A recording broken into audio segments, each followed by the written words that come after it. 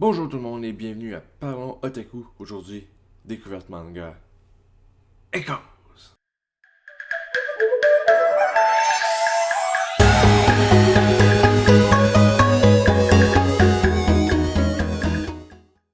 Comme j'ai dit dans l'intro, la découverte manga, c'est Echoes. Echoes, c'est un manga qui est écrit par l'auteur Kei Sanbe. Si vous avez déjà entendu ce nom-là, c'est probablement parce que vous avez connu sa grande série qui est Erase. Juste montrer ici, voilà. Par l'auteur de Erase, donc Kei Sanbe est quand même un mangaka qui est déjà un peu connu grâce à sa série Erase, comme je disais depuis tantôt. Hein? On va pas le répéter une autre fois. Mais oui, Kei Sanbe a décidé après ça en 2017 de repartir avec une nouvelle série nommée Echoes, qui est une autre série de drames meurtrières, si on veut. Et en fait, sans plus tarder, je vais vous lire la quatrième de couverture, comme ça vous allez avoir une meilleure idée de quelle série on parle. Donc, allons-y très fermement avec ma voix masculine, le plus dramatique que je peux donner. Senri est l'unique rescapé d'un massacre qui a emporté toute sa famille. À 5 ans, il a été retrouvé seul au milieu des cadavres de ses deux parents assassinés. Kazuto, son jumeau, a quant à lui été kidnappé puis tué. Depuis, le meurtrier reste introuvable. 13 ans plus tard, la colère de Senri ne s'est toujours pas apaisée, et pour cause, Kazuto et lui étaient plus que des frères. Douleur, peur, les émotions de l'un étaient ressenties par l'autre, parfois accompagnées de visions pendant les pics d'angoisse. Senri a donc vécu le calvaire de son jumeau comme si c'était le sien. Son seul indice pour retrouver l'assassin, des cicatrices sur le bras du coupable, a entreaperçu à travers les yeux de Kazuto. Alors, le jour où il voit par miracle à la télé un homme avec les mêmes stigmates, son sang ne fait qu'un tour. Il tient sa vengeance. Après le brillant et touchant Erase, voici Echoes, le nouveau bijou de Kei Sanbe. Meurtre, atroce, mystère et émotions fortes sont au rendez-vous dans ce thriller empreint de fantastique. Comment résoudre une énigme du passé avec la rage pour seul guide? Donc, déjà là, en lisant la quatrième de couverture, je pourrais dire que c'est déjà un manga que il va avoir de l'action, il va avoir des combats, il va avoir du sang, c'est sûr, c'est sûr et c'est sûr. Euh, on peut comprendre assez rapidement que c'est un drame meurtrier que Senri va essayer de résoudre par lui-même. En fait, on comprend assez rapidement que c'est quoi la situation, que Senri avait un lien assez particulier avec Kazuto, puisqu'ils sont jumeaux, mais aussi il voyait ce que l'autre voyait à certains moments. Et c'est un aspect qui va être très important dans le développement du personnage de Senri au fur et à mesure euh, que le premier tome avance. Et je dis bien premier tome parce qu'à date, c'est une série qui est toujours en cours au Japon. Ils sont rendus à 6 tomes. La série avait commencé en 2017 chez Kadokawa, si je me souviens bien. Et en France, ils sont rendus à 5 tomes. Et c'est Kion Senan qui publie le manga. Au Québec, le manga est disponible chez Animation J, sans qui nous ne pourrions pas faire cette découverte manga. Animation J, pour ceux qui n'ont pas écouté mes vidéos précédentes ou mes publications Facebook, c'est un site internet où vous pouvez vous procurer vos mangas favoris. Il va y avoir le lien vers le site internet dans la description de la vidéo, ne vous inquiétez pas. Et donc, vous pouvez vous procurer les mangas Echoes chez animationj.com. Mais c'est ça. Donc, au Québec, c'est disponible chez Animation J. Et ailleurs dans le monde, ça reste à voir, mais je sais qu'en France, Kion Sanen est rendu à 5 tomes et le sixième est sur le point d'être paru, s'il n'est pas déjà paru par le temps que la vidéo est publiée.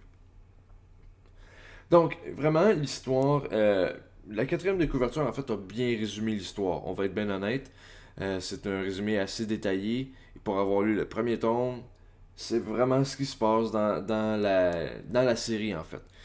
Et donc, en général, la première histoire, c'est on comprend que Senri qui est rendu fin adolescent, jeune adulte, je dirais.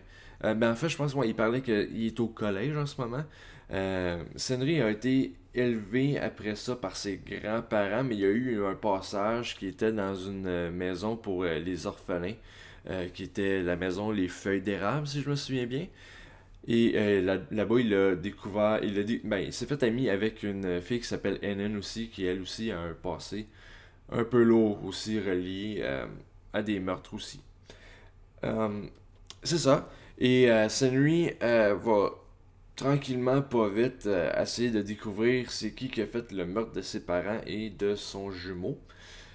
Et comme dit dans la quatrième de couverture, une année, en regardant la télé, il va découvrir une personne avec les mêmes cicatrices sur son bras et il va se mettre à la recherche. En fait, il va se donner une mission de venger son jumeau. Et il va vraiment tout faire pour retrouver la personne qu'il a vue à la télé. Et malheureusement, ben, il va se tirer un peu dans le pied un peu. Il va, disons, il va se mettre à... Ok, je vais le dire demain pour essayer d'éviter les spoilers.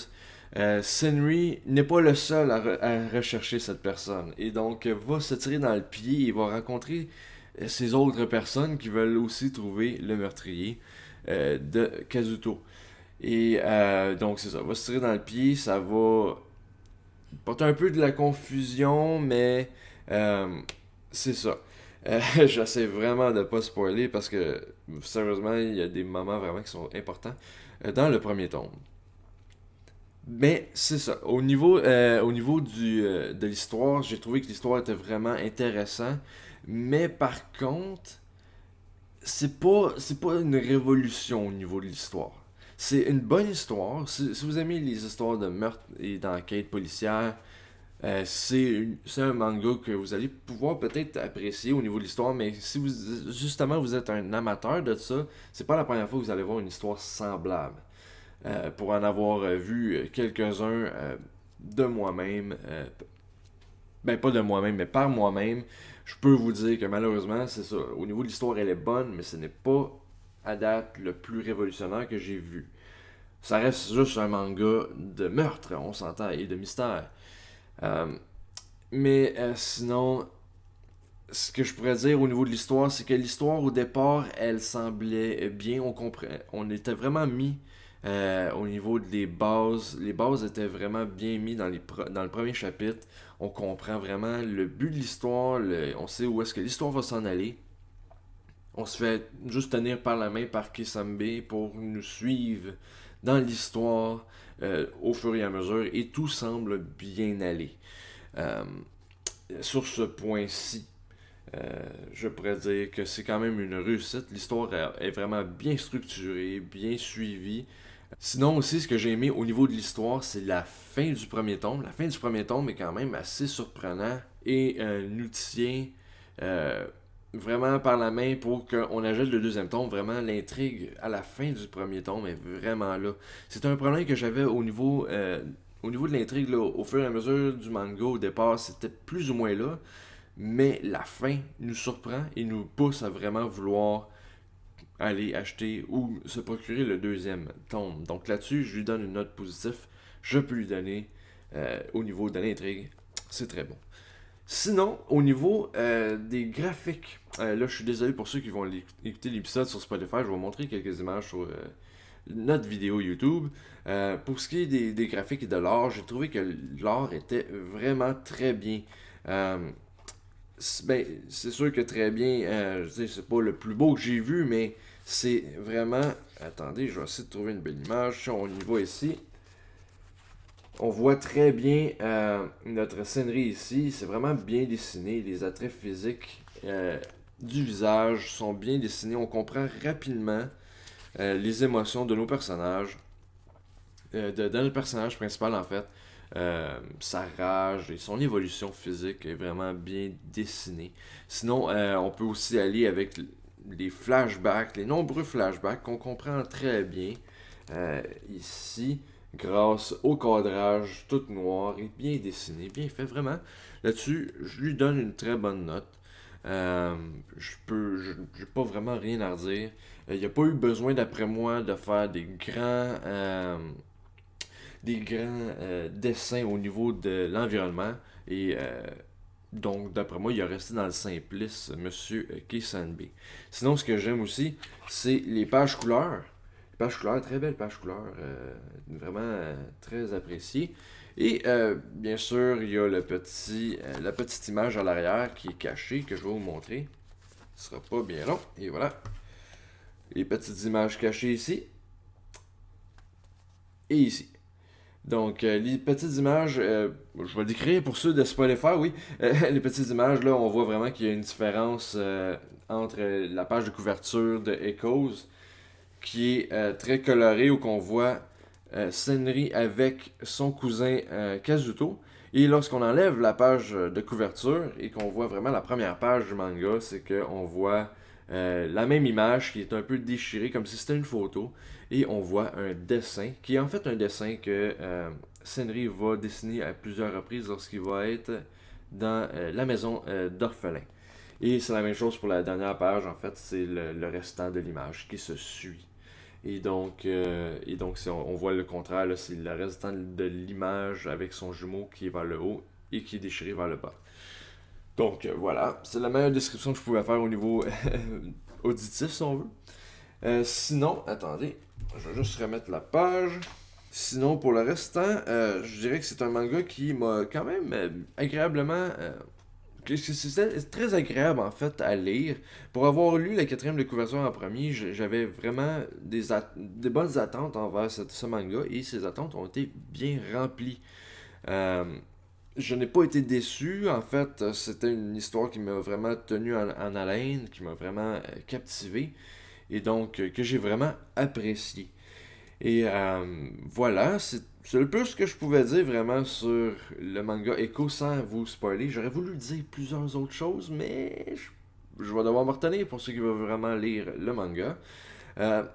Si on y va avec tout ce que je vous ai dit, je donne la note de 8.5 sur 10 sur le manga Echoes. Si vous avez vraiment aimé Erase, qui est fait par Kisanbe, d'après moi, vous allez aimer Echoes. C'est un peu différent de Erase, on va dire ça comme ça. C'est un peu différent, mais ça reste quand même une bonne série. C'est une bonne série sur le meurtre, et si vous aimez vraiment des séries d'action, qui a quand même des combats, on peut vraiment s'attendre à être satisfait par ce manga-là. Si vous avez déjà lu le manga, s'il vous plaît, laissez-le-moi savoir dans les commentaires. On va pouvoir en discuter sur notre appréciation du premier tome de Echoes. Et si jamais vous voulez vous procurer le manga, vous pouvez aller sur le lien que j'ai mis en dessous de la vidéo, qui est anipassionj.com. Vous allez pouvoir vous procurer Echoes. Donc, j'espère que vous avez aimé notre vidéo découverte manga. Et j'espère vous voir dans le prochain épisode de Parlons Otaku. Alors, n'oubliez pas, soyez otaku et on se revoit à la prochaine. Au revoir.